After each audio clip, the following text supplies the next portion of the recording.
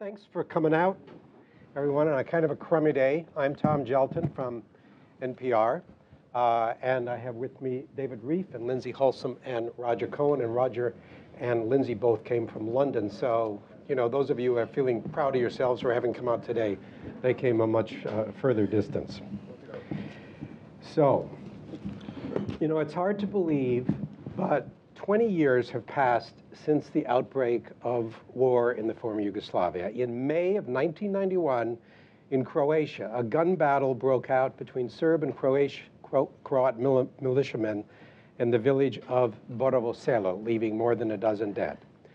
The Soviet Union was on its last legs. Saddam Hussein had just been defeated by a global coalition in the first Gulf War. George H.W. Bush had just said he foresaw a new world order in which freedom and respect for human rights find a home among all nations. But not, it seemed, in the former Yugoslavia. 1 year later, after Bosnia was torn apart with the most horrific crimes seen in Europe since World War II, Secretary of State James Baker was still saying, "We don't have a dog in that fight."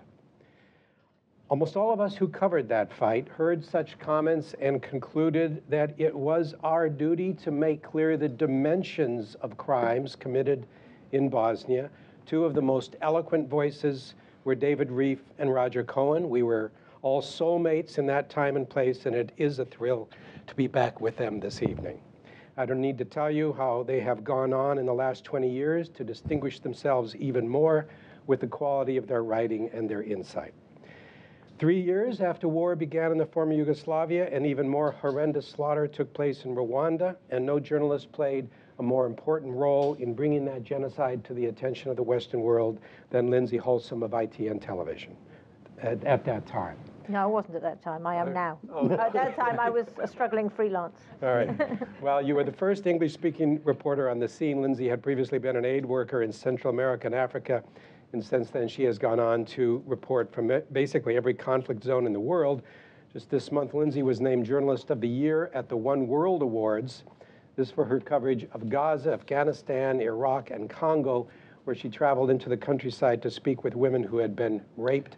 I watched that report online. It's available. It's truly moving. She and Roger have both covered the uprisings in Egypt and Libya as well. Lindsey, in fact, just got back from Pakistan. David spent months on end in Iraq. We really have three of the most distinguished war correspondents working today. If anyone's journalism matters, theirs does. But that is the question. Does our journalism matter? Does it influence policy making? And how? And should it? And with the debate over the U.S. and Western response to the Arab uprisings, these questions about our reporting, about how our reporting may shape that response, have great salience right now. Or not. Maybe it's no longer what Lindsey or I or Roger or David say that's important, but what those with an actual stake in the story say on Twitter or Facebook or YouTube. So with that as just kind of a little background, let's open it up to discussion. I want to begin with you, Lindsey. The judges in praising your work at the One World Awards said it reinforces the notion of journalism as a force for progressive change. I don't know how you feel about that characterization, but if in fact journalism can be or is a force for progressive change, how do you see that actually happening? I mean, what does it mean for journalism to be a force for progressive change when it comes to hard policy issues like when and where to intervene in a conflict? Well, it was awfully nice of the judges to say that, but tragically, I don't think it's true. I cannot think of an occasion when my reporting, I think, has directly made a difference. I can think of occasions when reporting has made a difference. In Britain, maybe one of the clearest ones was even before the war in Bosnia. It was the first Gulf War. There was a very wonderful BBC correspondent called Charles Wheeler, now sadly dead, who reported on the Kurds. And the Prime Minister at the time, John Major, saw this incredible series of reports about the suffering of the Kurds, and that is what led him to set up the safe havens for the Kurdish people, which later became Kurdistan as a separate part of Iraq. So it can make a difference, but I think that it usually only makes a difference when the intervention is humanitarian.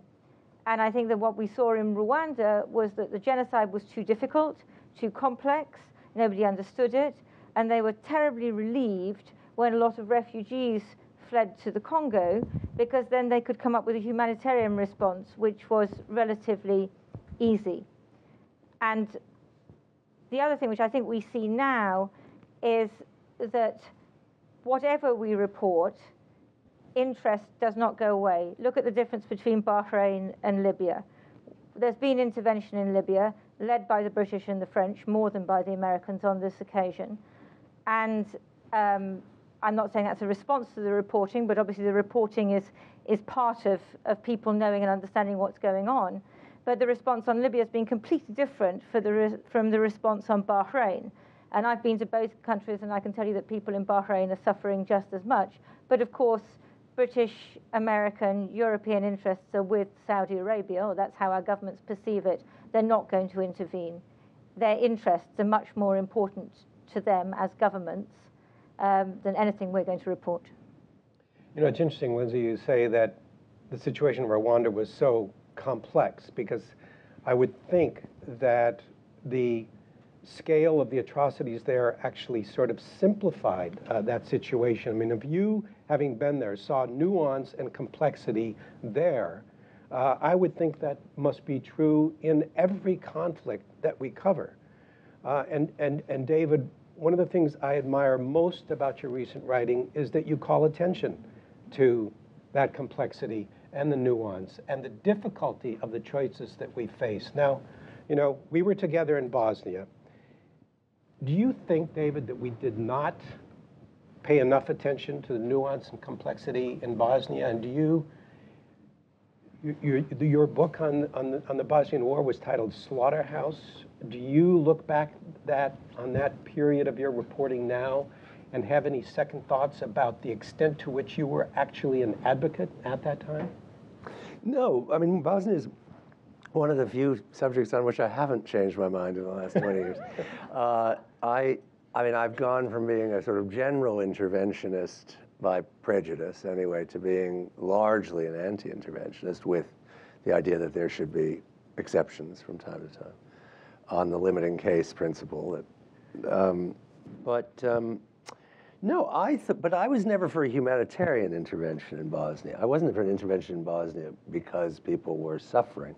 I was intervention in Bosnia because I thought it was a European interest and an American interest insofar as the United States remains a European power, to prevent blood regimes, to beat citizenship regimes again after 50 years. That I thought that particular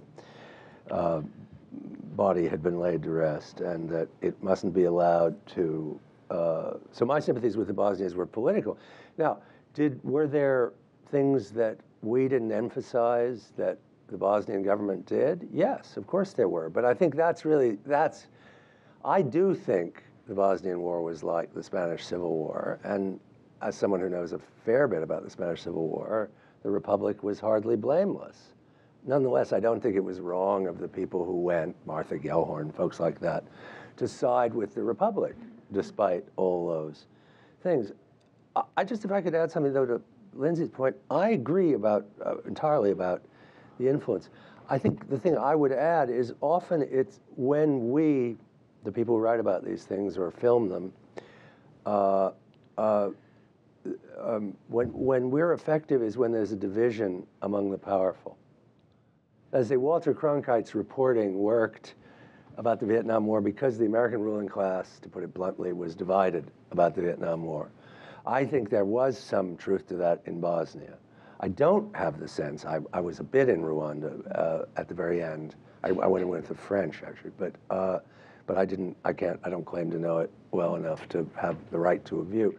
But I had the impression there was no division in Europe about Rwanda, and therefore... Well, I think there was a division. I think that there was a difference between... I think that the French and the Belgians had a particular view, and everybody else didn't know what the hell was going on. Well, okay, but not a strong view the other way, yeah. Right.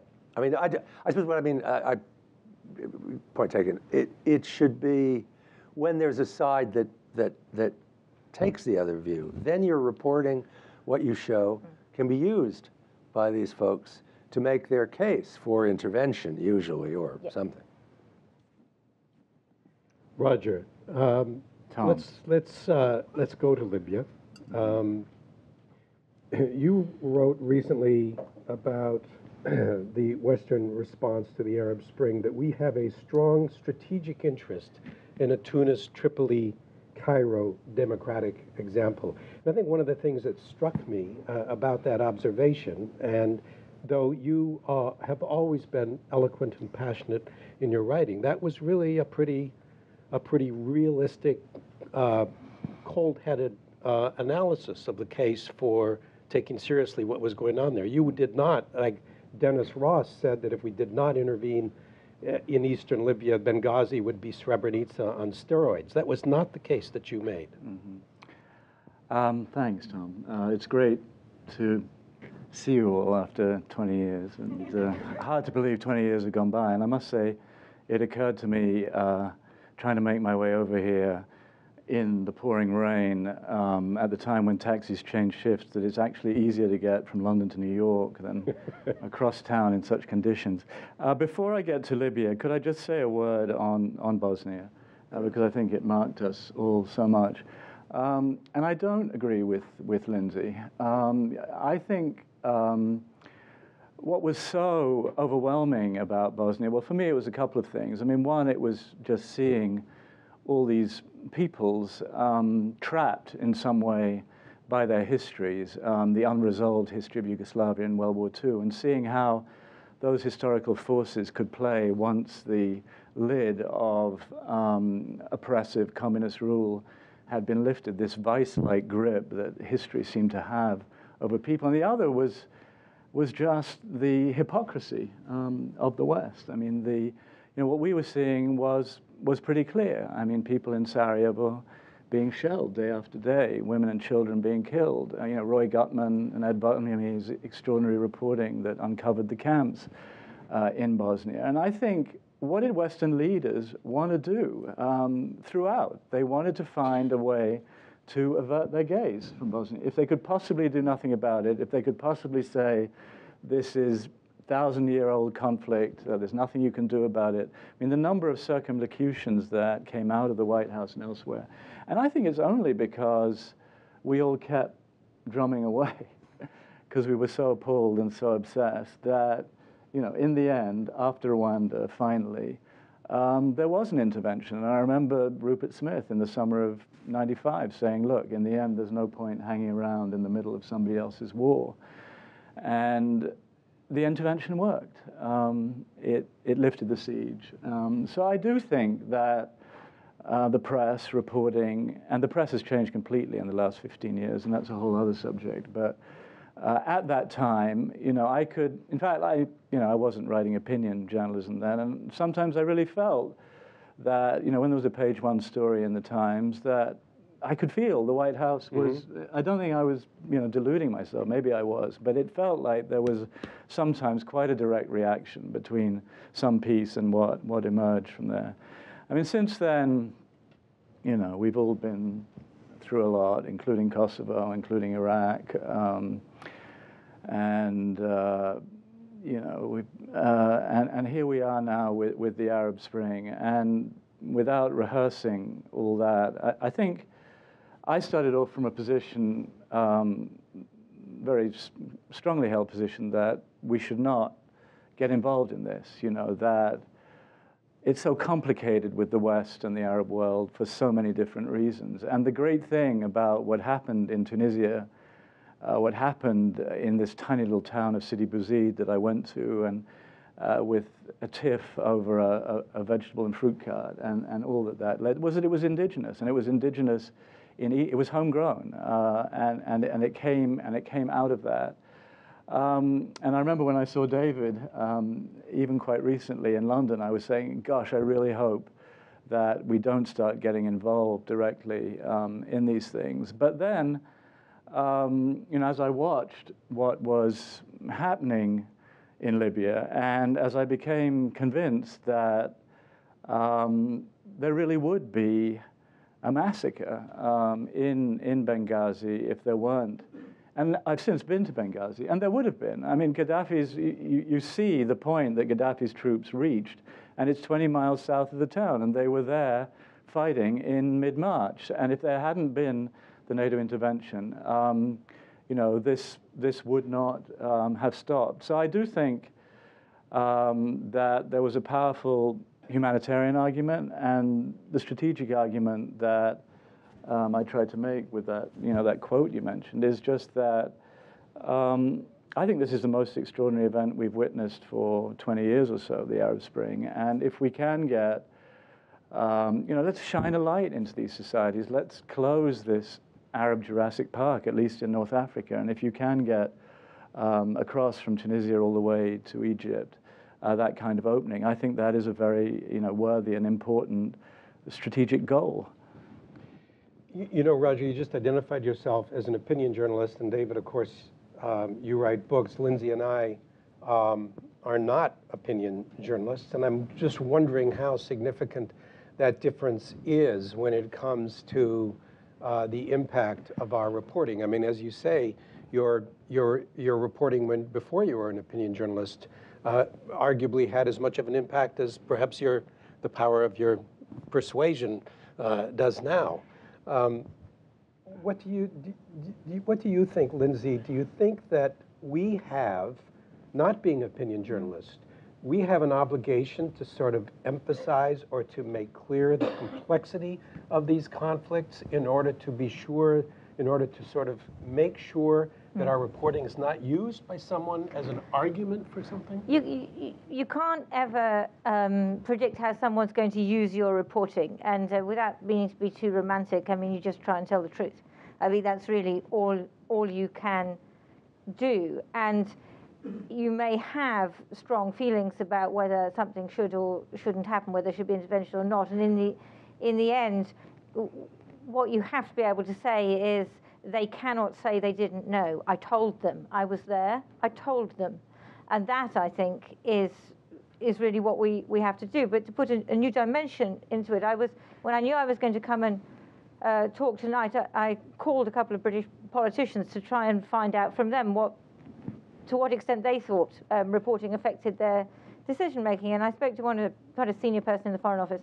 And it was quite interesting because he said, well, you know, obviously I get a digest of all the British media, and it's still newspapers more than anything else, which are important. But he said, what really matters to me at the moment is the digest of the Arab press I get every morning. Because we have intervened in Libya, and how that is perceived through the Arab world is really one of the most important things, and whether it's, as he would put it, misconstrued, because obviously he's somebody who's got a policy which he's trying to, in a sense, he thought selling the policy to the Arab world was just as important as having a policy which would satisfy British voters and the British Parliament. So I thought that was a very different dimension which we have now, which we wouldn't have had 10 years ago.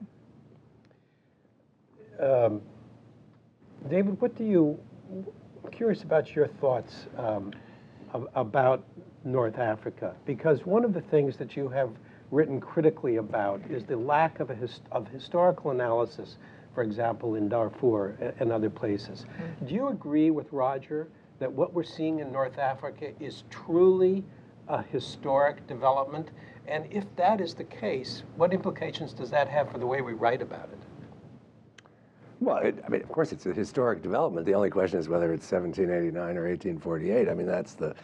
I don't think there's or any. 2011. Or what? Or 2011. Well, in the sense of failure and success. Yeah. I mean, I tend to view 1789 as a success. I know in the United States this is not a popular view.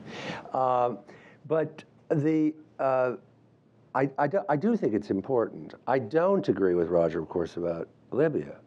Not because I wasn't for blunting the arrival of Gaddafi's forces to Benghazi, which I thought was a perfectly good use of military power, but because I think the mission is now one of regime change, pure and simple.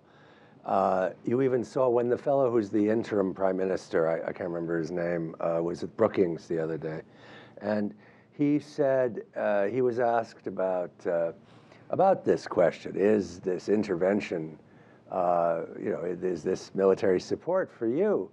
And basically he said, we're a peaceful revolution, which is such an extraordinary sort of twisting of words. What he means, of course, is his side is the good side. Now, that may well be true, but I think if we're going to intervene militarily, which is very different from Egypt or Tunisia, where I'm all for very active engagement by governments in the West and also by this foundation, which of course is very engaged in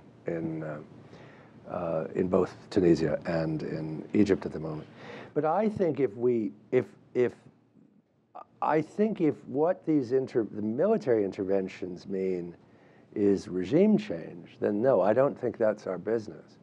And I think once you start defining protection as in effect saying the good guys need protection, therefore anytime the good guys are attacked, even if they are combatants, we, the NATO forces, feel we have the mandate under 1970 and 1973 to intervene. I think this twists the thing totally out of any comprehensible or logical thing. Now, had Nicolas Sarkozy or the British Prime Minister, David Cameron, wanted to say this is a just war, we are intervening on behalf of the provisional government in Benghazi, for me, that's a perfectly reasonable thing to do. Let them make that case. But this humanitarian justification, and now in its sort of the new version is this responsibility to protect, which of course is mentioned in both 1970 and 1973, blurs war, police work, humanitarian aid, rescue, etc., in ways that I really think could be quite damaging over the longer term. I don't think the question of precedent, and even Gareth Evans, a guy who I think is on the master board here at Soros, or used to be the former Australian foreign minister, former head of the International Crisis Group. Gareth, who I've crossed swords with 1,000 times because I've attacked R2P a lot, he himself has written 2 or 3 articles in the last week saying NATO is pushing R2P to the very limits of what it was meant to be, if not, and risks pushing it over the edge. So again, we could have protected Benghazi without suddenly started trying, frankly, to assassinate Muammar Gaddafi from the air, which is one of the things we've done. I want to get the discussion a little bit back to journalism as opposed to policy.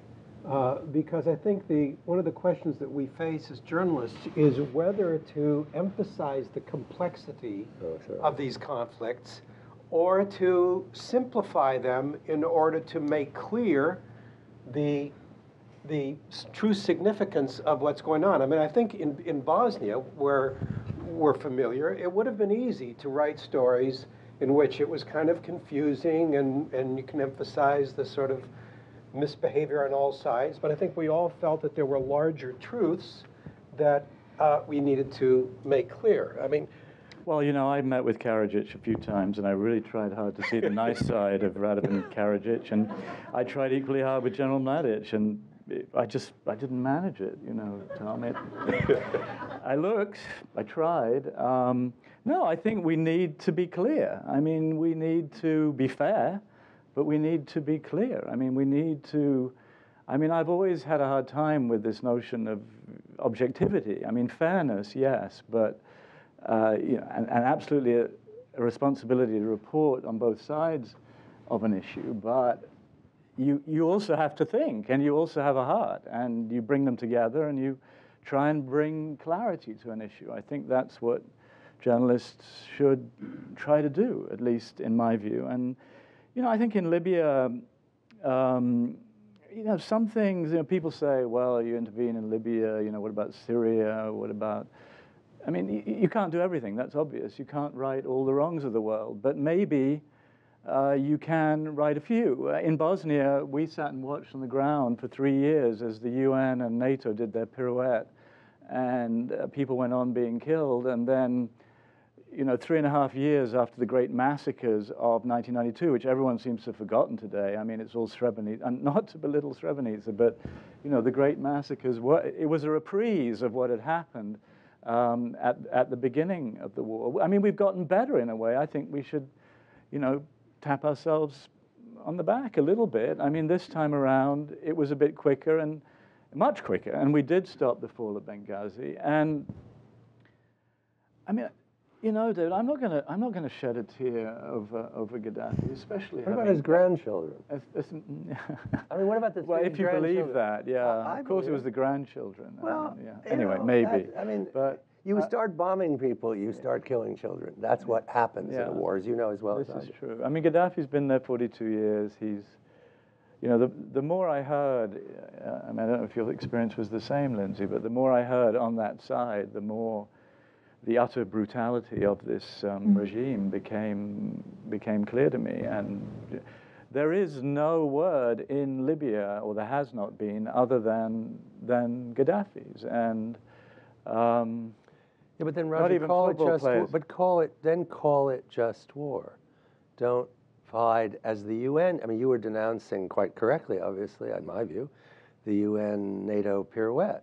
Mm-hmm. But the UN-NATO pirouette was based on the humanitarian mission. Mm-hmm. And that was a pretext for not doing the things that needed to be done. I think you can claim that that's being followed. I mean, let's do some clever politics. I mean, let's say, as long as Misrata and these things are going on in a way, I mean, I think a broad interpretation allows this to continue. And the thing is crumbling. I mean, his wife, he's going to go. It's over for Gaddafi, and I think that will be a good thing. And I think, again, the press, Lindsey's work, everybody's work I mean, the Benghazi people, liberated Libya offers at least an outside chance of some kind of decent existence. But I actually, I felt... I was wondering what your experience was. Well, I was 6 weeks in Benghazi, and I began to feel incredibly... I felt guilty. I felt really guilty for our failure to report on Libya in recent years, because I think that in some ways I came to the conclusion that Gaddafi was as bad as Saddam Hussein, and I reported on I found all these families of people who had been killed in a massacre at a prison called Abu Salim in 1996, where Sanusi, who is Gaddafi's brother-in-law, had been put in charge of this prison where there had been trouble. There were a lot of political prisoners, and they had been complaining about their rations and so on and so forth. And Sanusi said, kill them. And men went up on the roofs, and they massacred 1,200 people in a prison courtyard, and some on buses. And we didn't bloody report it. Now, I know it was extremely difficult to get into Libya and so on, but I think that we took Gaddafi as a sort of joke, because he looked so weird and dressed like a rock star and all this kind of stuff. And we didn't really take him seriously. But this is an incredibly brutal regime, one of the most brutal I've come across. And I felt that there was a failure of journalism, that we hadn't been pushing on that for the last 42 years. Well, I couldn't have done it for 42 years, but I could have done it for the last 10 or 20 anyway. But David, what story went uncovered, do you think, in Libya? Oh, well, I mean, Lindsey's absolutely right. I did not necessarily mean to be... when Gaddafi goes, and I agree with Roger, he's going, that's fine. I don't think I would have opposed a war against Gaddafi, simply an announcement at number 10 or at the Elysee that we're intervening on the side of this provisional government, we like what they look like, and we're going in. That isn't a problem for me. It's this confusion of humanitarianism, protection, war, and I'm very concerned we're going that in without I'm being too idealistic, because this is the realpolitik. The realpolitik of today is that humanitarian intervention is the way that Western governments can do these things. And what happened in Libya was because of the cover provided by the Arab League. And that is purely political. It's because all the other Arab leaders loathed Gaddafi, because he tried to kill King Abdullah, and because he called himself,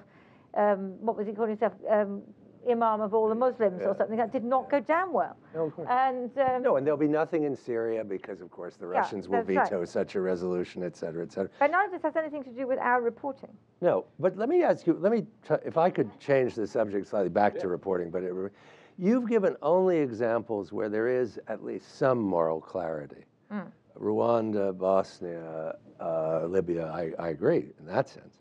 I would like this side to win. But after all, most wars, or at least a lot of wars in the world, are not wars where our reporting can identify. Well, David, you don't even think there's moral clarity in Darfur, right? Well, I definitely don't think there's moral clarity in Darfur, but take Sri Lanka. I mean, Sri Lanka was one of the biggest wars of recent times. Sri Lanka was a war between two absolutely vile entities. I mean, Tiger Elam and the government of those two brothers. Yeah, but then the reporting imperative there is quite difficult but simple, and that's to cover what's happening to the people. Yeah. And you don't and that's the glory of not being an opinion writer, which is that you are just trying to find out what the hell is going on, and what you are highlighting is what's happening to the people. It doesn't matter. You don't have to take sides, do you? No, you don't. No, I'm just saying that it's important to remember that the challenge, I'm just trying to take up Tom's point, that the challenge to reporters is not necessarily, whether to simplify or somehow muddy, if I'm taking this, as my mother used to say, borrowing the Quaker phrase, the sense of the meeting, the important things to delineate. The fact is there are a lot of wars. The big war in Congo was like that. The Sri Lankan war was like that. The Ethiopia-Eritrea war was, think of a lot of very sanguinary engagements that are worth reporting, but where you can't say, as Lindsey and Roger are saying about Gaddafi, which is obviously true, that, we should have made that stuff clear. Because there you do have to actually say exactly what's happening to the civilians in the case of the three wars I just mentioned. Well, the two, the Eritrea and Ethiopia, took place away from big civilian centers. I do think we should say that since Bosnia, at least in my view, and we have, in a sense, become more marginal. I mean, all these movements are being driven by... We journalists? Yeah. I mean, these movements are being driven by information. The information gap between ruler and ruled, which was like that, has gone down to this, or maybe it's non-existent. Well, in poor countries, China's the counterexample of that. Yeah, okay, but I'm talking about the Arab Spring, which is a movement of huge historical significance, and it's been driven.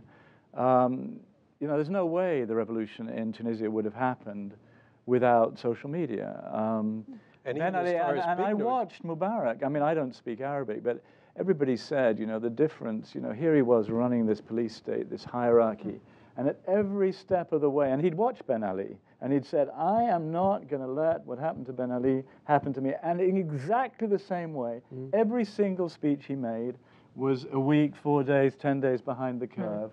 And apparently he was speaking in this very formal Arabic, while out there, Facebook, Twitter, it was this very quick, funny, a different language, a different vernacular. And so I think we need to at once celebrate and acknowledge that our role, and certainly, and we, compared, say, to Halberstam, probably in Vietnam, I think there's been, as media has broadened and even the definition itself of media has changed, I think we have to, reconsider in a way what our impact as, trained journalists has been. It's been much,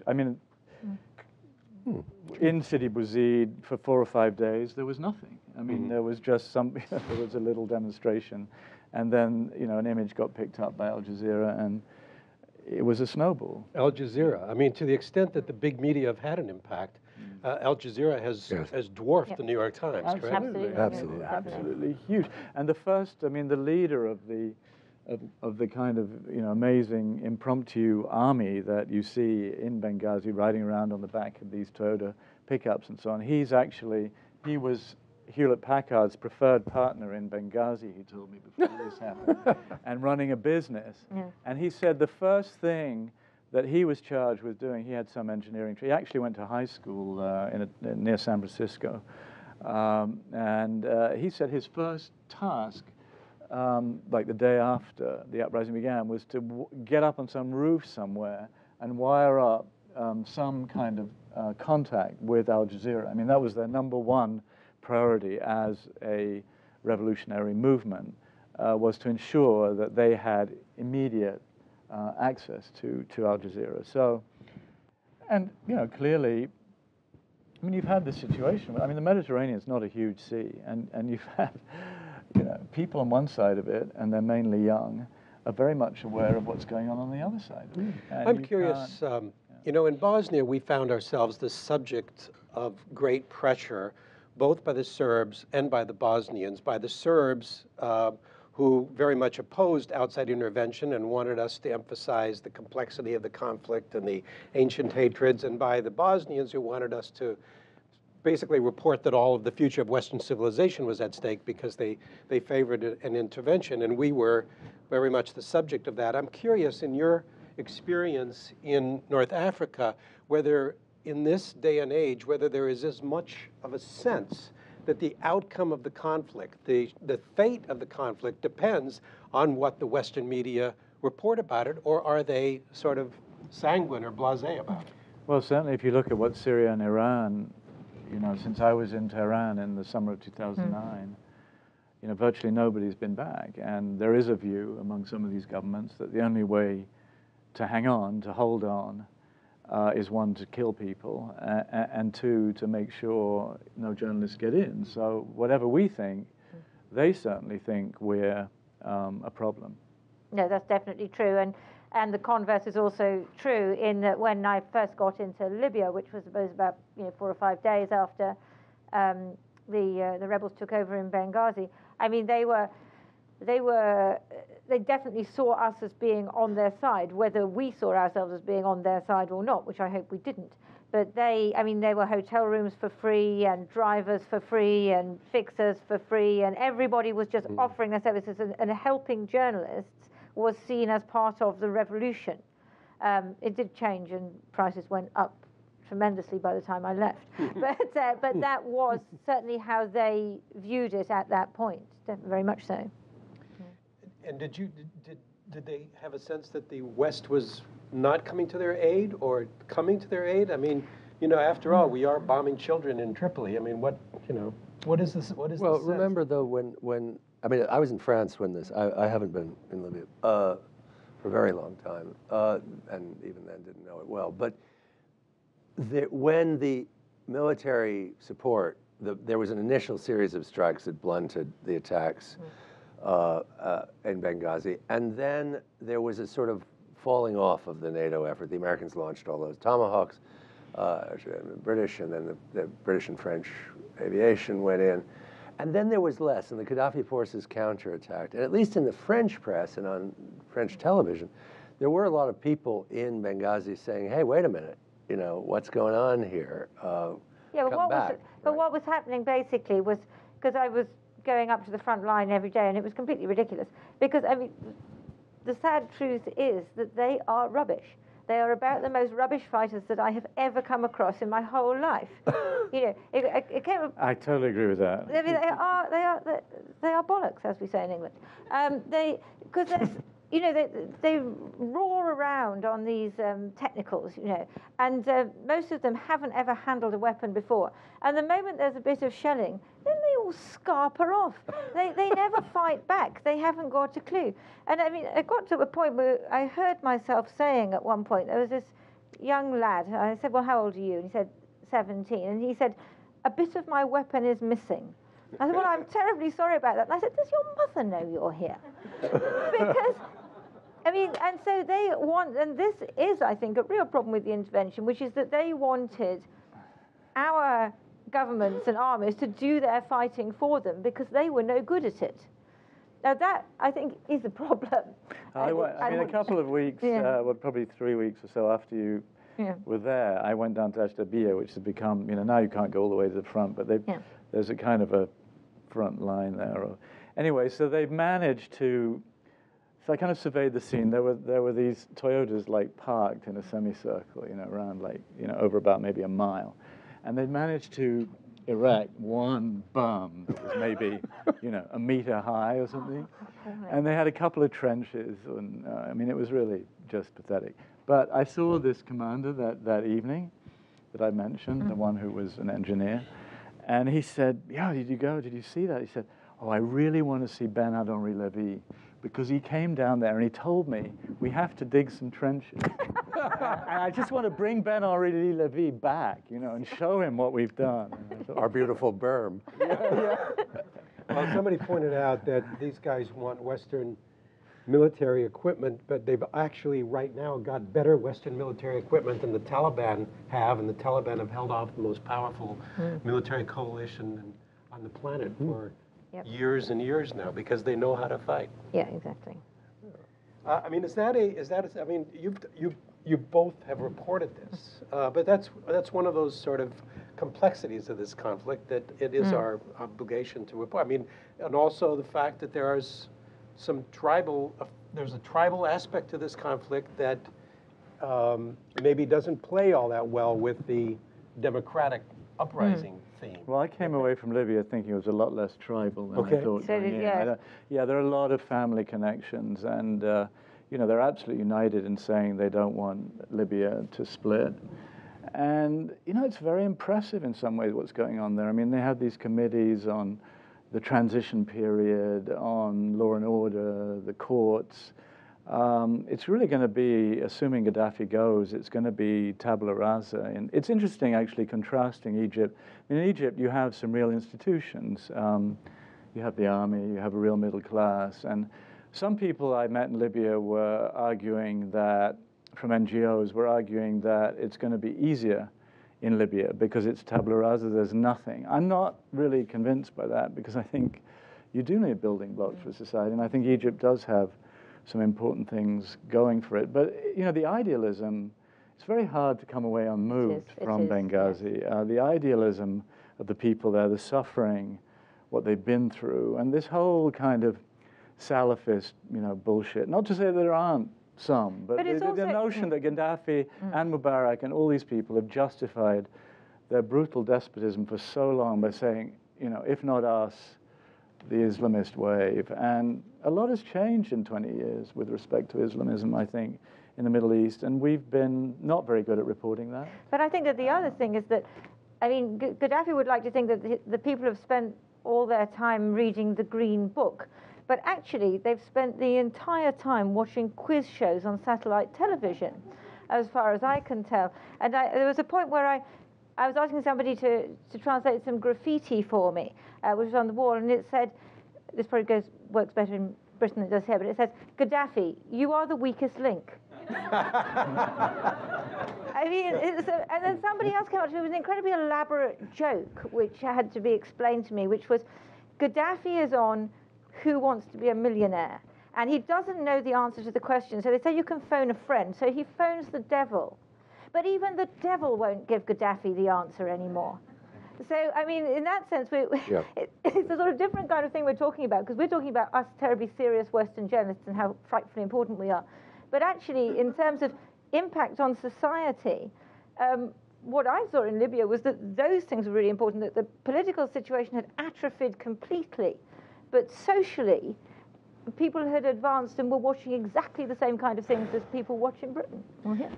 But do we know that the conflict in Libya is as important as what's going on in Syria or what's going on in Bahrain or Yemen? I mean, there are these charming aspects of a conflict that sort of are seductive to us, and these characters that you're describing certainly reinforce that.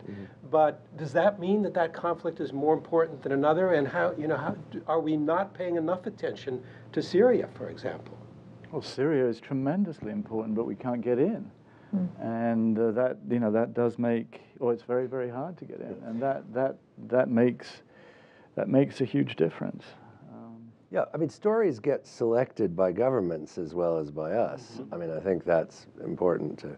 I mean, we reported Libya before the intervention, but obviously the intervention makes it a bigger story for all of us, doesn't it? But it also, I mean, but as you say, you're welcomed in Benghazi, and you can get to Benghazi because it's easy to get to Benghazi. I mean, comparatively easy to get to Benghazi. Well, now that John Burns has got to Tripoli, you can be sure that Gaddafi is going to fall, because whenever John Burns gets there... Yeah, there's that. But I think... It's been true for 20 years. I think governments are going to...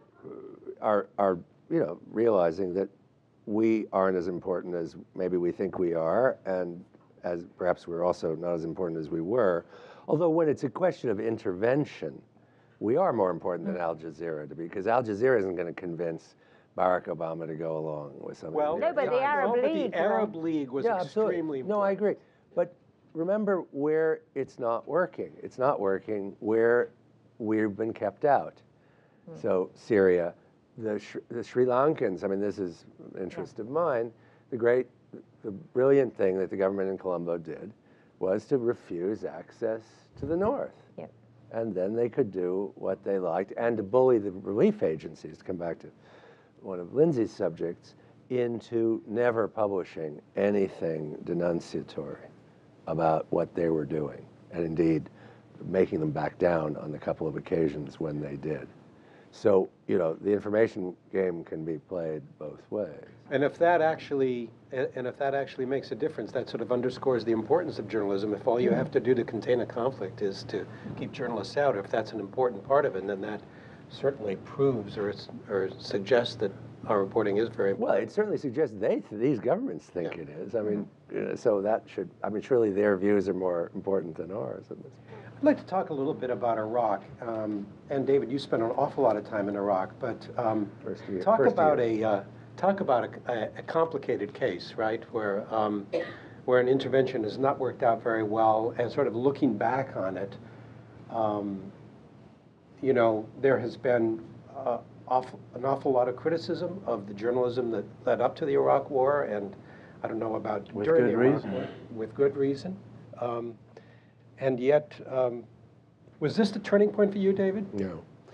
No, the turning point for me was the expulsion of the Serbs from Kosovo. And when the Serbs were expelled from, Serbs in the Roma were expelled from Kosovo, I thought, wait a second, we don't maybe not know what we're doing here. And we shouldn't do things if we don't know what we're doing. We shouldn't launch troops. And I was very much for the Kosovo intervention.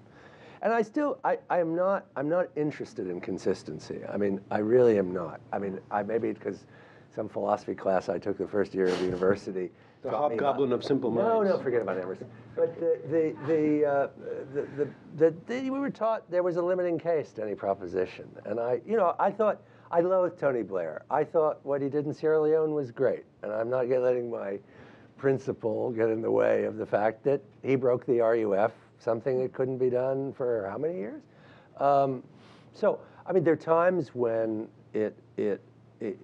it's fine to do it. I mean, and if you try to make some absolute, then you get into Chomsky land, you know, and I don't think that's a very interesting country to be. No. But, you know, as far as Iraq went, I think, for me at least, the shock of Iraq was that, you know, the only people who were against the intervention were I was very against the intervention and said so. Then I put on a reporter's hat and went to do something else for the New York Times there. But one of the surprises to me was simply that 80% of the country was for the intervention. I mean, that was just a fact. So you would go across the desert. I was only there the first year when you could travel much more freely. You'd go from Amman, driving through to Baghdad. And there was this place you jumped off and you drove across. And in Amman, if you know anyone, if you know Jordan, as most of us, I think we all do, you would see your friends and they would talk about American imperialism and this and the other thing and how this was an affront to everything and good and true. And then you get to Iraq. I spent a week with Muqtada Sadr. I couldn't get him to condemn the intervention.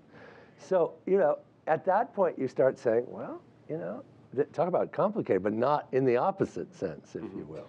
I still think it wasn't the business of the United States to overthrow Saddam Hussein, but I say that as an American. I would not necessarily, I think if I'd been an Iraqi, I would have thought it was great.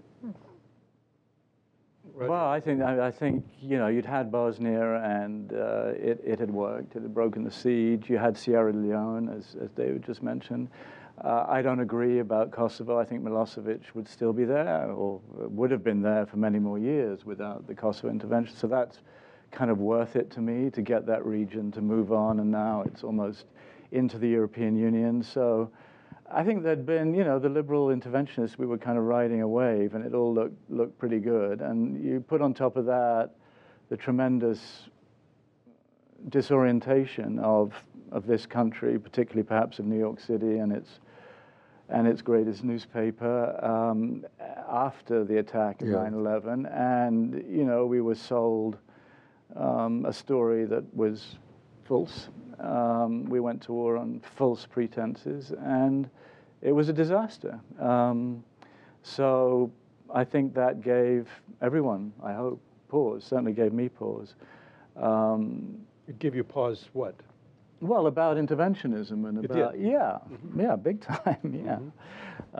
It did, and as I said, I began, when I began really thinking about North Africa, and I felt very, very strongly that, the West going in there would just poison this, what was going on. So, but I don't know, I think being an opinion writer, you've got to shift your position sometimes. So on Libya, I really felt I had to, and I think it's right. I think, I think it would have been crushed, and now Benghazi's a rather amazing place, and I predict Gaddafi will be gone within 3 months.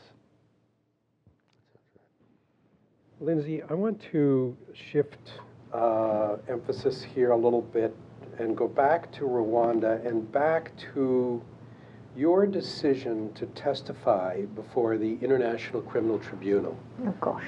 For Rwanda. Because it's something that you said at that time really caught my attention. Oh, really? I hope these are your words, because you've been quoted as saying this.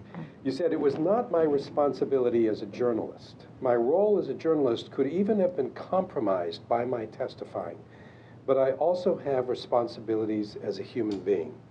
Could you say a little bit more about that, and particularly about how you saw that predicament that you were in?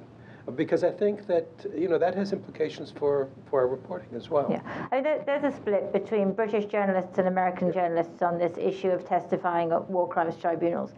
I felt that I was in a particular position. I was living in Rwanda. I was the only foreign correspondent living in Rwanda at the time that the genocide broke out. I'd been living there for 2 months. Then the moment the thing started, I mean, it's a long and complicated story, which I won't go into, but my career was in the doldrums, and I'd taken a couple of months working as an aid worker there, and then this thing happened, and so obviously I went back to being a journalist again and reported. But what it meant was that I was in a unique position, and and most of the foreigners who were there did not go out and see what was going on, whereas I did go out to see what was going on, because that was what I felt I ought to do, and I reported. You don't, in your lifetime, hopefully you do not witness many genocides. And hopefully in your lifetime you are not frequently in a unique position to see and to be a witness. That happened to me by accident of fate. And I thought that I had to testify because I thought it was the right thing to do. And it's as simple as that. And you didn't feel that your journalism was sufficient to make the statement that needed to be made? No, I didn't. Because, and I mean, they kept trying to make me to go back and testify in endless different cases. I didn't testify against, I mean, it was in the first case that came up for trial. And what I was testifying as a witness to the situation, that the killings were widespread and systematic, that it was in a situation of war, and something else, but I can't remember what it was. But I wasn't actually testifying against an individual. And I did feel that would be different. And I had actually had some time later, I did actually go and interview Karadzic after he was not supposed to be seeing any foreign journalists, and I undertook not to say where he was. Doesn't matter now, but he was in that horrible factory round the back in Parle. Anyway, I interviewed him, and but I had agreed not to say where he was, and I didn't say where he was, and I wouldn't have gone to a war crimes tribunal and testified and said where he was, because I had agreed not to do it. So I did draw a distinction between testifying in a general situation where I felt that I was in a particular important position, and I should, and it was right to say something, and breaking my word as a journalist on something which was on background and not being, you know. That's right. But that's my morality, but other people would have a different view. That's fine. But I think one of the things that you've just said is that that story had an impact on you that went beyond your responsibilities as a journalist. Roger, you haven't testified, right? No, I didn't testify. I did cooperate with the tribunal on one case that I knew a lot about, which was a Serb concentration camp called Susica that I investigated at great length, and I did cooperate with one of the investigators on that, but I didn't testify.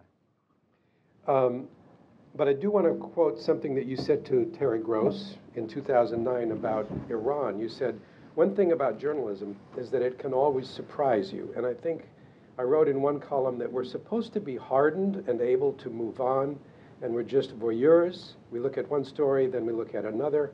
And I think every now and again, we just get ambushed by a story. And I've certainly been ambushed by Iran, and your subject turns the table on you and has you in its grasp rather than you deciding when you want to move on. Yeah, that's true.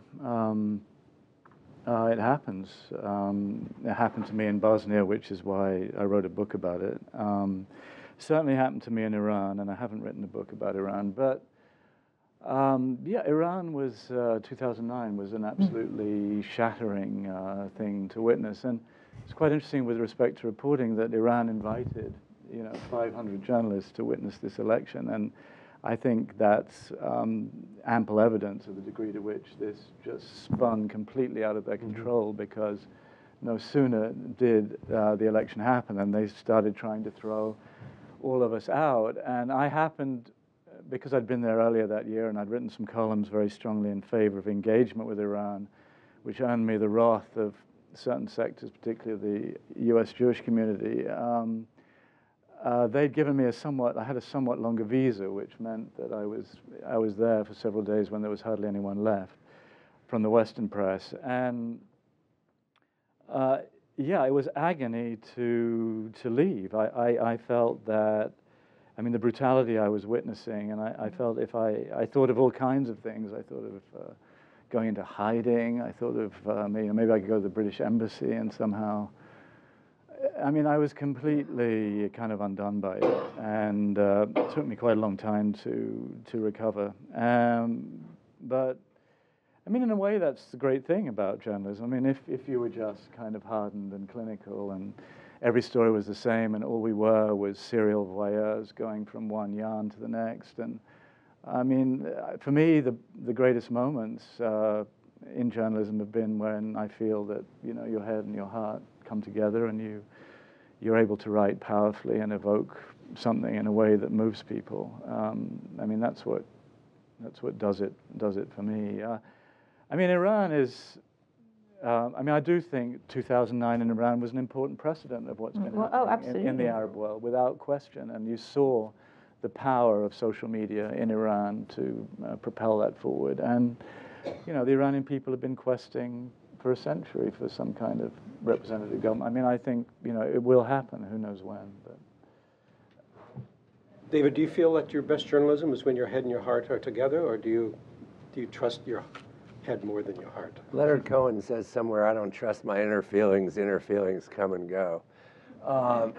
So I'm afraid I'm more of that view. But listen, the engagement, what Roger talks about, I think Lindsey agreed, was nodding. There are stories that won't let you go. There are subjects that won't let you go, and you end up staying. I was in Banja Luka at the very beginning of the Bosnian War, and I was scared out of my wits, not least because they kept threatening to kill me every day. And I stayed. And, I'm not a particularly brave person, but there was no choice in some way. And there have been a couple of stories. But I've also worked in war zones where I really didn't.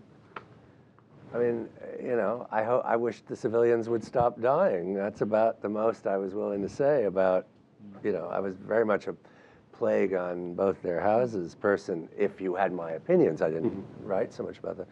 But, the head and the heart, yeah, sure.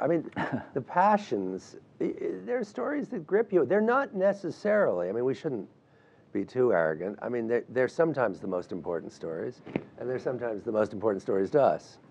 And sometimes those two things overlap and coincide, and sometimes they don't.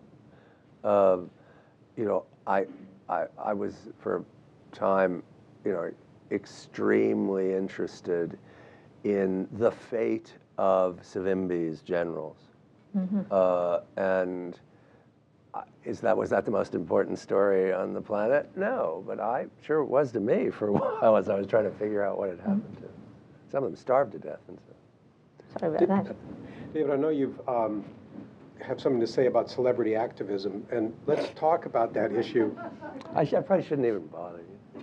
Let's talk about that issue with respect to Congo. I just today noticed this interesting article in the latest issue of Foreign Policy by Jason Stearns, who's been working on Congo for many years. And he starts out saying, "These are strange, exhilarating times to be working on the Democratic Republic of the Congo for the first time since full-fledged war broke out in the Central African country in 1996. The American public seems to be waking up to the brutality of the conflict there." And this is what's interesting. He goes on to credit, in part, the stream of celebrities who have become involved in the Congo, including Ben Affleck, Ryan Gosling, Angelina Jolie, Robin Wright Penn, and Javier Bardem. He says the mention of celebrity activism can provoke eye-rolling and smirks in policy circles. They argue this kind of knee-jerk mobilization leads to the dumbing down of issues, dangerous simplification, and the confusion of what is important with what is glamorous. But there is no doubt these grassroots endeavors have succeeded where more academic efforts have failed for decades, bringing the Congo to DC's attention. I'm not going to even give David a chance to weigh in on this issue just yet. Lindsey, you were in Congo in 2010. Yeah, I was there last year, which was the first time I'd been there for about, I don't know, is about 10 years. Is it your sense that this conflict really is coming to the attention of people who are paying attention? What are they going to do about it? I mean, you know, it's the most benighted place on earth. I can't stand it. I mean, it just makes me so miserable every time I go, which is why I try and only go once a decade. Because I don't really know. I mean, it's lovely if they'd like to pay attention to it. But what are you supposed to do? I mean, there is, you know, there are the most hideous set of rebel groups which go around plundering and raping. There is the most hideous police force and army. And every now and then there's some sort of peace deal done and some bit of rebel force gets incorporated into the army and they all carry on doing the same things, which is, you know, plundering and taking the coltan and the cassiterite and all the rest of it. Now, there are some specific things which can be done about those minerals. And I think that there is some work which is slowly being done on trying to regulate those minerals, which are all smuggled out of the country, a lot of them through Rwanda and so on. But the idea that, I mean, that one of the problems in both journalism and this celebrity stuff is something must be doneism. You know, we all go around and say something must be done. Well, that's fine, something must be done. But if you're going to say that, I think you have to be a bit more responsible and say what and by whom. And it has to be something which will actually make a difference. And what would that be in Congo? I have no idea. But paying attention to conflict minerals is not a small thing. No, that's a good thing. I agree. That's a good thing. I mean, I speak, mine is, I understand, a counsel of despair, but when it comes to Congo, I do despair. Because I've been there, I spent so much time there in the 90s, and nothing seems to get any better. It's just ghastly. I don't know. I think perhaps one way of kind of consoling ourselves or looking at it, which, I mean, I do think very slowly with great difficulty, you know, sounds corny, but, you know, the things have gotten a little better. I mean, imagine today a war in Europe, concentration camps, you know, mass rapes, mass killings, wide swathes of the population being, you know, deported, shelling of the, I mean, could that I mean, it does seem... in Congo. Yeah, but it does. It does, but... I mean, it's just in slow motion. It's not in 6 years. It's in whatever, however long it's been. I mean, I don't think... I think it's, well, we must be very careful not to extrapolate from the European, and I would say the Near Eastern example. But I think everything is much more visible. Well, Is it visible in Congo? I don't actually think it is. It's been, well, I do think it's visible. It's been visible for a long time, but one of the things which is so upsetting is that its visibility doesn't seem to make a difference. Now, I still believe in reporting things for the sake of reporting them, and I went back to report on the issue of rape again last year because I thought it was, basically, the reason I went back to do it again was because I felt guilty, because two very young journalists came to me in my newsroom in London with some extremely bad footage which they'd shot there, and they were so committed and so idealistic about it all. And I just began to question myself about why I never went to Rwanda and Congo anymore, because I couldn't stand it. And I thought that I just couldn't live with myself, so eventually I went, and in the hope that that would quieten it down for a bit. And so I went and reported the issue again. And I went in with Margaret Wallström, who's the UN representative on sexual crime in conflict. And I do think that she is trying to do something. And there was a particularly egregious incident of mass rape last August, which was what she went to investigate. And there have been some arrests and so on. All of that is good. But then the broader point about the conflict in the Congo, which has a lot of people have written about it, and a lot of people have broadcast about it. It doesn't get any better, and I don't know what should be done or who should do it. Maybe you do. No, of course I don't. I think, I mean, without doing what you can all infer from what I've said already, what I think of celebrities. But I go ahead. No, this. No, don't. I know. Don't hide your light under a bush. The harm it does is I think there's action in the simulacrum of action. And I think that it appeases consciences that Don Cheadle and George Clooney go to Darfur and come back with simplifications at a level. There's simplifications, incidentally, in answer to something you raised earlier. I mean, there's simplifications that just simplify, and one has to simplify in telling any story. And there's simplifications that distort, as when in situations where, frankly, both sides are pretty much equally guilty of certain crimes, you decide to ignore the crimes of one side. The Rwandans after 95 got a free pass in most places because they were thought to have suffered, and there was the fix was in most places, which is not to say that the Tutsi weren't victims when it happened, but is to say that what that government did in Congo is, in my view, one of the great crimes of our times. I mean, but people didn't say that because there had been this oversimplified view in which they were the people who'd saved the remnant of the Tutsi population from the genocide. They were, in effect, the heroes, and you don't knock the hero, at least in a non-revisionist movie. And that I think can be very bad. I think that's what Cheadle and Clooney have done in Darfur. I think the version of events in Darfur that they brought back has made things harder to understand, not necessarily simplified them, as sometimes is, of course, necessary. Well, Bernard-Henri Lévy has now turned his attention from defending the people of Benghazi to defending Dominique Strauss-Kahn. So, yeah, I think he's equally reliable on Darfur. I won't speak with Libya, but on Darfur and Strauss-Kahn, he's equally reliable. I don't know that he's oversimplifying that case. I think he's adding a little bit of complexity to it that maybe goes beyond what makes sense. Right. All right, we've been dominating this. We have about a half hour left. There is a microphone here in the middle of the room, so come on up and, pose questions. Yes, sir. And please identify yourself. My name is Roger Cohen. And I kind of got the sense that you were a little bit cynical about the intervention in Libya. And my question to you is, I know it's a moving target and it's nebulous, but the R2P, responsibility to protect, in 1973, I think is something that does have a context. And I think it should be viewed as a step forward more than anything else. That's one question. And my question to Roger, thank you, by the way, very much, is do you ever wonder in your idealism that you might follow, like, say, in the steps of Herbert Matthews in 1959 in his reporting on Batista in Cuba, which turned out to be less what he expected it to be?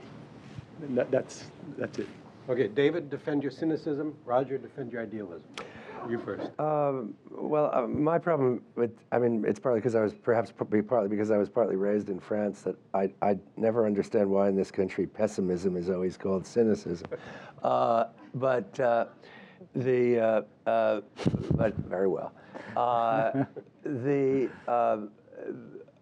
I would simply cite for you Gareth Evans, a far greater defender of R2P than I am, as someone who's attacked R2P and will do it again in the pages of the National Interest next month. But Gareth has said that the way in which NATO has interpreted the mandate is pushing R2P to its limits, and if it goes much further, it may be the high water mark of R2P, not the beginning of the realization of the actualization of the reification, however you want to call it, of a new norm. So I scarcely, in this particular instance, I scarcely think I'm alone in these anxieties. Another important figure who was in the Canadian government's efforts to create R2P was an academic who divides his time mostly between Canberra and I can't remember which university in Canada, Ramesh Thakur, who's also been writing about how he thinks this has gone way too far. And I remind you about R2P that it's very rare that a doctrine, if it's useful to powerful people, remains in the shape its inventors wanted it to be. I give you the example of Christianity. I mean, how did the religion of women and slaves become the official religion of the Roman Empire? I think, if R2P is useful to people, it will be distorted, as it was already when the then foreign minister of France, Bernard Kouchner, and the then foreign secretary of the United Kingdom, David Miliband, yes, wrote a joint op-ed published simultaneously in The Guardian and Le Monde, calling, in the aftermath of Cyclone Nargis, perhaps for the use of R2P for forcible intervention to provide humanitarian aid. I mean, these are real considerations. Incidentally, they did it at the very moment a Thai delegation was in Rangoon negotiating access for humanitarian aid. Yeah, well, perhaps it was my idealism, if you want to call it that, that led me to underestimate the brutality of which the Islamic Republic in Iran proved itself capable in 2009.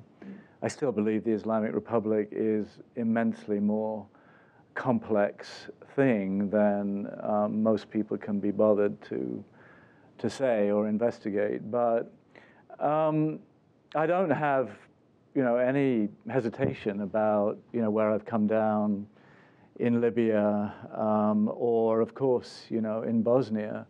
I think people, you talk about idealism and the desire of people to be free, the desire of people to have accountable government, desire of people not to see a nation's wealth being plundered and sent off to Swiss bank accounts, desire of people not to see the sons of despots being promised their countries as fiefdoms. And, I remember I was in Berlin 10 years after the wall fell, and I remember an East German leader of the uprising there saying, we dreamed of paradise and we woke up in North Rhine-Westphalia.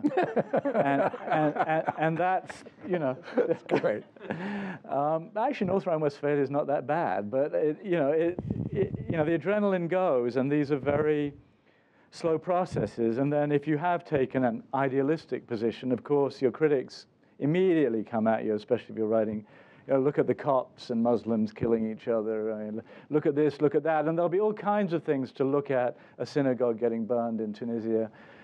There's going to be a price. But I say the cause, outweighs that. I mean, let's shine a light into these societies. Let's get these forces out into the open. Let's get the give and take of open societies. And, look where I'm speaking these words. I happen to know South Africa well because in a way, that's where, I mean, my parents are from Johannesburg, and I spent a lot of my, I was born in England, but I went back and forth a lot. And, it's always amazed me with South Africa, as my observation of apartheid and of the potential for absolute cataclysm, when apartheid came to an end. The number of people say, oh, look at South Africa, look at the crime levels, look at the poverty, look at, people want, it's a bit like that with Afghanistan. I mean, these are generational undertakings. Is the cause worthwhile? Yes. Will getting there be slow, incremental, painful, full of disappointments and crises? Yes. But that doesn't mean you should stop believing that we can make these societies better. Lindsey, in your reporting from North Africa, did you feel any obligation to hint at what could go wrong there based on what you saw on the ground?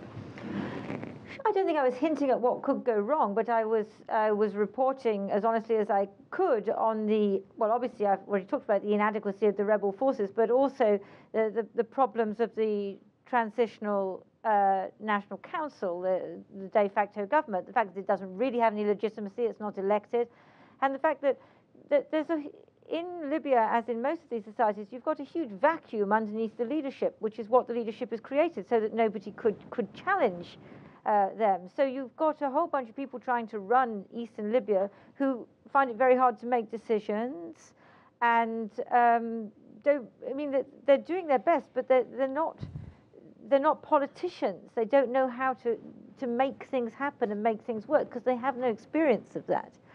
And you have all sorts of different groups in society wanting different things. So I don't think I was hinting at what might go wrong, but I did try and report realistically on the problems which they were having. I have to thank that gentleman for bringing up Cuba, which is a subject that is dear to my heart, but I guess we can't talk about Cuba today, really, right? Some more questions? Yes, ma'am.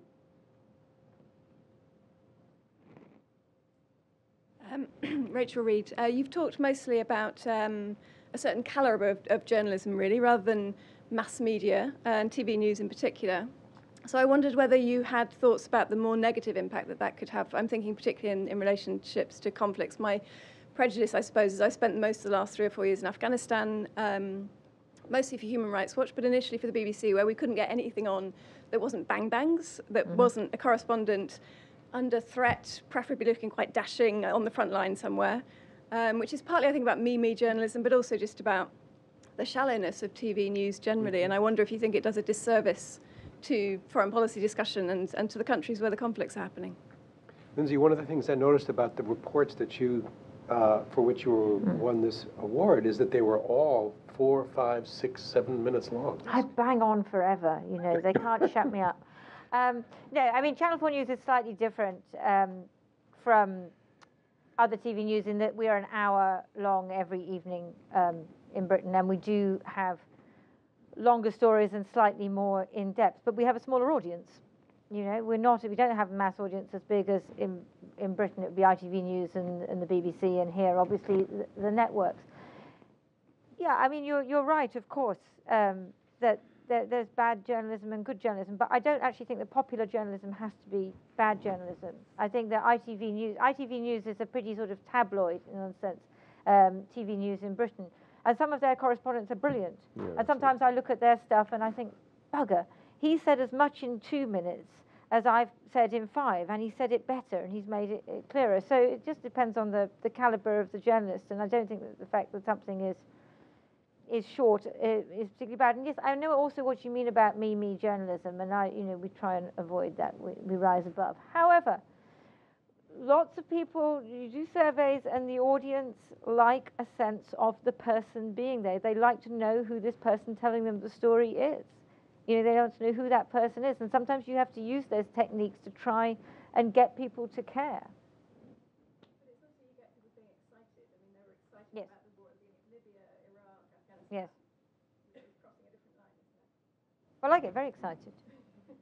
You were making, I thought, a somewhat different point, which is that some of the most important things to report may not be all that exciting, right? Yeah, well, that's obviously. The last year in Afghanistan, the debate was, in the US, it was timetables, the impact of timetables withdrawal. In the UK, it was how many helicopters are there. It wasn't actually about strategy. Yeah. Yeah, it happens. Some of the most important things in the world are deadly dull, and I don't report them. It's a problem. It is a problem.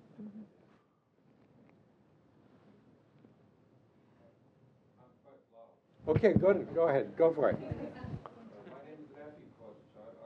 I'm a Bosnian, but that will become relevant later in my question. One observation from the conversation so far, I would say that maybe the prototype of this session would be the impact of policy on reporting rather than reporting on policy. And because I cannot help myself think that if the esteemed panel, and now as a Bosnian I have to thank you because I believe I have a reason to thank you, would maybe not be doing what you did 20 years ago. If Bosnian Serbs, for instance, were more successful in keeping you out, if it wasn't part of Mr. Cohen said that the Arab Spring and having sort of this process take place from Tunisia to Egypt is in, I quote, should be our strategic goal. Who is we in this sentence? And therefore my question to you is, would you be able to imagine yourself now, knowing what you know now, doing the same thing in Bosnia 20 years ago? Reporting the story the same way we reported it 20 years ago? Actually, reporting it first, and then reporting it the same way. Because if you take the case of Syria, what's going on, yes, on a smaller scale, is very similar to what was happening in '92 in Bosnia. But the fact that they are managing to keep it close, or as Mr. Rieff pointed to Bani in Sri Lanka, where there are allegations that actually tens of thousands of people were killed. Does it mean that this is just down to the successful methods of keeping the journalists out? Well, it certainly helps. I mean, you know, as the old joke goes, you know, stone walls do not a prison make, nor iron bars a cage, but it's a good start. You know, I think the fact they've kept us out of Syria, I mean, I'd go to Syria in a New York minute if I could get in. I used to know the country a tiny bit, and I would be, you know, if you're asking me about Bosnia, would I have covered it the same way? Yes. I think the point is that would they have allowed you to cover it? Would the Serbs have been more aggressive? Well, I mean, that's they were just too counterfactual. incompetent. Well, they were shooting at us when we tried to Yeah, I mean, get to the airport. Yeah, they were doing that. But I think you can, I mean, I think your point, though, is well taken, which is that I think that these governments have looked at all these different situations, Yes. and they have learned. And that is why the Sri Lankans, the Syrians, you know, have done their best to keep all of us out, and the Iranians, you know, when our visas came to an end, chucked us out. So, yes, I think your point is well taken, and that is something that they have observed over the last 20 years. And so, yes, if you did have the war in Bosnia now, maybe the Serbs would have made that you know, an even greater priority and done as others have now done. Of course, it does assume that the government has control of its territory. Yes. And, you know, Gaddafi could not keep Lindsey out of Benghazi or Roger out of Benghazi. Yeah.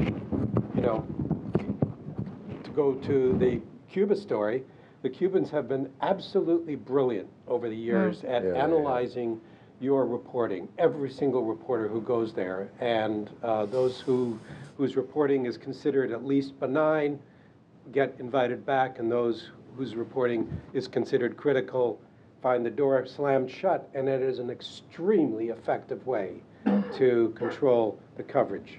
And in Iran, you know, they think, you know, your initial work is okay. They'll tend to probably allow you back and maybe back a third time, but they're also very uneasy with you getting to know the country too well.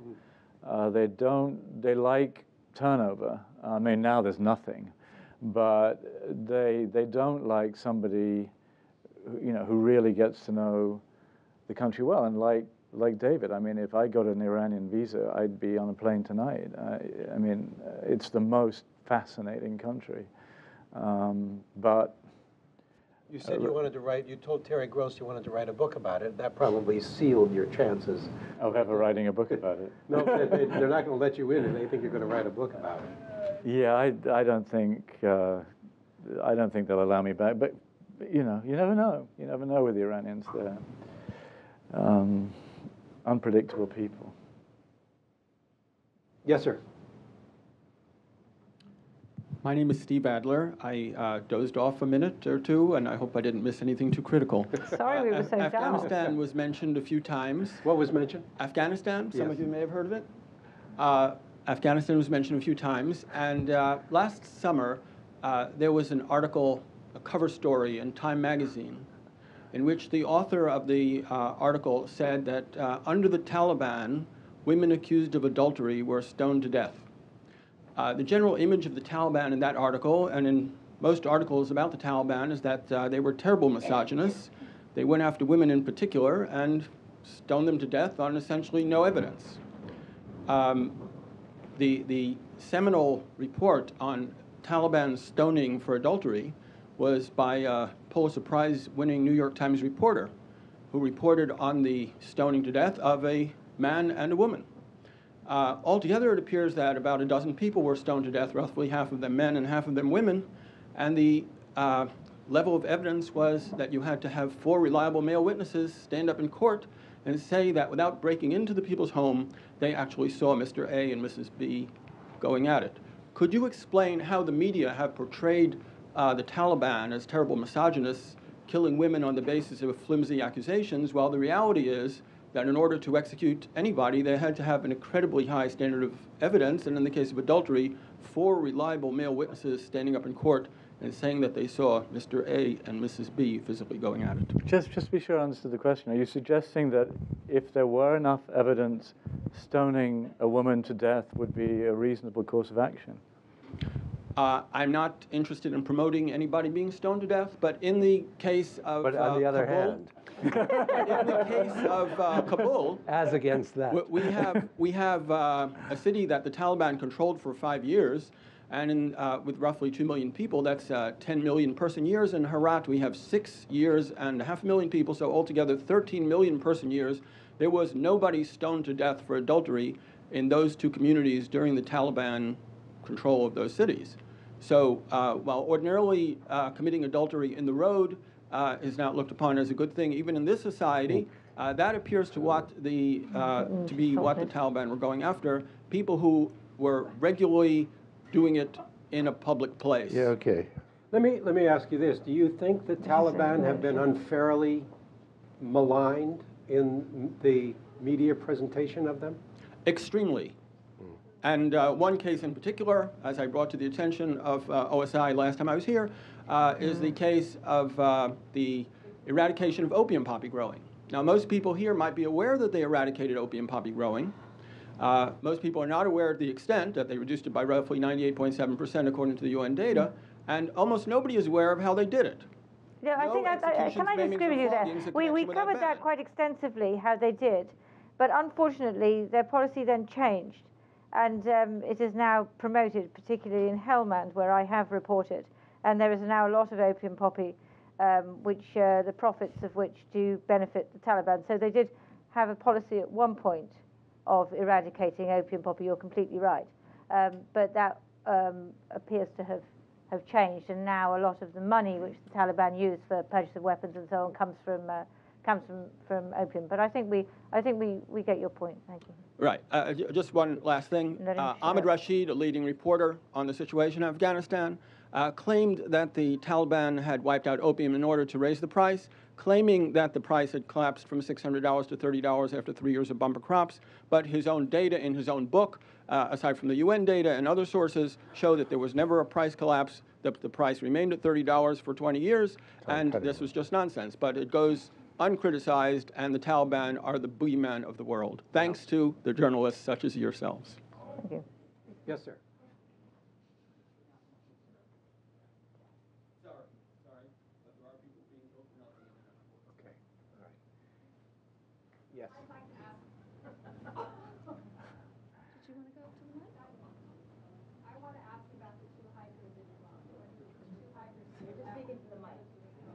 Can you, yeah. I think everybody heard me. I guess I'd like to ask Roger Cohen about what you think might be going to happen to the 2 hikers who are still in prison in Iran. And Well, the young woman who's come home. I mean, yeah, well, you the know. 2 hikers in Iran is Iran at its sleaziest. It has nothing to do with these hikers. It's just a simple, or not so simple, game of barter, poker game. I mean, Iran wants some people out from here in exchange for releasing them. At least that's my belief. You know, when that will happen, how it will happen, I don't know. I think it's an outrage. And I know when it does happen, you know, the Islamic Republic will apologize to them and say, we didn't mean to, I hope you understand that, you know, we didn't really mean to make your life difficult, and please come back to Iran one day, and it's all a terrible misunderstanding. And, you know, these guys just wandered into something, they're stuck in a labyrinth, and the Islamic Republic is quite a labyrinth. And when it will end, I don't know. I mean, I don't know. I imagine sooner rather than later, but I don't know. Well, Iran right now is going through a very confusing, I think to us, political conflict, Yeah. right, between the hardliners and the really hardliners, and I'm not even sure which side is which, but yes, Yeah, and the you know, the presidential election is beginning Yeah. to loom. And, yeah. My name is Dorothy Coda, and my question is really to you, the panel, as a viewer of news, although I do read the New York Times every day. But what struck me this year, for me personally, when the uprising started in Tunisia, was I sort of read several articles in the New York Times and followed a little bit on television news. But by the time we got to Egypt and the first demonstration, I became really enthralled with what was happening and what these people were doing, fighting for, you know, their freedom. That's the way I would describe it. And and so as the days went on, it became more and more powerful to me because of journalists reporting on a daily basis what was going on, to the point where you couldn't get enough of watching it, and particularly the reporting of Al Jazeera. And I'd also, you know, you touched a little bit on Al Jazeera tonight, but I'd actually like to hear you talk a little bit more about their effect on news. And also, if we go back to 2001, when the government actually banned Al Jazeera, took them off the New York Stock Exchange, and now we can't even get them on cable news channels. You've got to go to the internet to watch them. But yet, in my view, their reporting has been pretty extraordinary. But then to follow on to Libya, I've always been against any war, I think, in my lifetime. And I found myself for the first time actually supporting intervention into Libya. And that response also sort of shocked me. And part of it, I think, was because of the reporting that has been going on, along with the general media. So I'd just like you to respond to all of that, and how journalists really do affect and people who are viewing what is going on, and then them, in fact, changing their positions in terms of whether they support or don't support a particular conflict.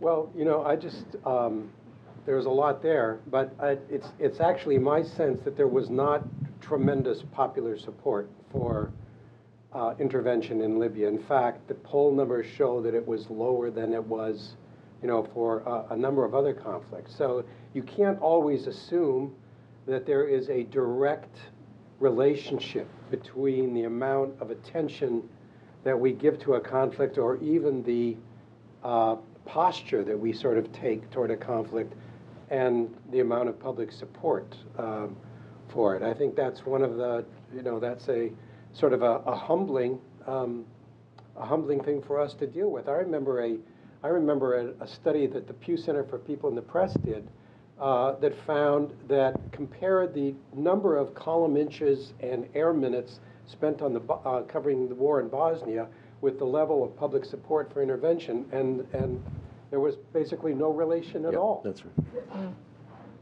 So that's just something to keep in mind. I don't know if anyone else has. Can I just say something about Al Jazeera, because I think it's a very interesting point, because you've got Al Jazeera in Arabic as well as Al Jazeera in English, and Al Jazeera in Arabic is a much more important one from where I come from, because that is where people in the Arab world are seeing, that's what they're watching, and they're watching Arabia and others as well. But it has been a tremendously important force since it began, 5 years ago. And a lot of these autocratic Arab governments hate it, and they periodically ban it, and so on. And arguably, it's much more important in terms of changing the reality of what goes on than anything that we do, because it affects public opinion across the Arab world, and it also affects the governments. And I think we're only just... Well, less so, because not very many people watch it here. And I mean, a few people who know about it will watch it, but not that many people, and certainly not compared to the impact which it has across the Arab world. But Al Jazeera in English is also becoming much more popular across Asia and in Africa and so on. So, yeah, I mean, it's certainly in many of these places, it's certainly overtaken BBC, CNN, and so on. It's a tremendously important force, and on the whole, its reporting is a very high standard. Yeah, and to just follow up, particularly in countries like Indonesia and Malaysia, in the English service has really, I mean, I'm on it occasionally, and I sort of see, they show you data when you go into the studio here in Washington, and they're very influential in that part of Asia, the English service. We actually get it on cable in Washington, D.C. Well, it is becoming a little more widely available, which would be good. And I can say at NPR, throughout this whole Middle East conflict, all the TV sets at NPR in the part that's paying attention to foreign news were tuned to Al Jazeera, not CNN. CNN was not seeing it all. We were totally paying attention to Al Jazeera. If the United States government still against Al Jazeera, basically, I mean, that was their real premise in 2001. They almost, in fact, they did call it a terrorist organization. So, I mean, has that changed over time? Has it changed because of the administration have changed? What? I don't know. I don't know the answer to that. Another question? One more. I think we have time for one more question, and then you might want to grab a bite to eat. No more questions. No more questions. Thank you. You guys are terrific. Thank you. Thank you a lot.